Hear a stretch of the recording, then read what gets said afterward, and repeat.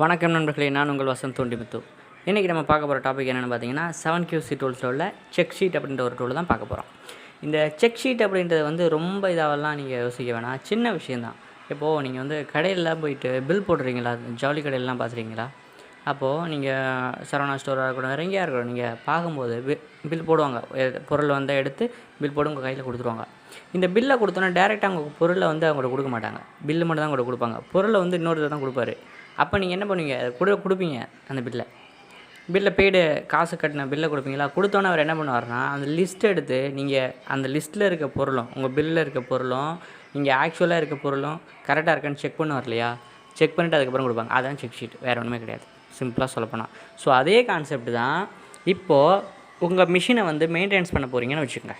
ஓகேவா? உங்கள் ஆர்கனைசேஷனில் ஒரு மிஷின் இருக்குது. அந்த மிஷினை மெயின்டெனன்ஸ் பண்ண போகிறீங்கன்னா மெயின்டெனன்ஸ் பண்ணுறதுக்கு எதெல்லாம் நம்ம செக் பண்ணணும், சரியா? மிஷினில் 1000 ஸ்பேர் பார்ட் இருக்குது. அந்த 1000 ஸ்பேர் பார்ட்டையும் நீங்கள் செக் பண்ண முடியுமா? செக் பண்ண மாட்டீங்க. எது இம்பார்ட்டண்ட்டோ அதை தான் செக் பண்ணுவீங்க. ஸோ அந்த இம்பார்ட்டன்ட் பாயிண்டெல்லாம் என்ன பண்ணி வச்சுருப்பீங்க, ஒரு லிஸ்ட் அவுட் எடுத்து வச்சுருப்பீங்க, ஒரு லிஸ்ட்டு போட்டு வச்சுருப்பீங்க.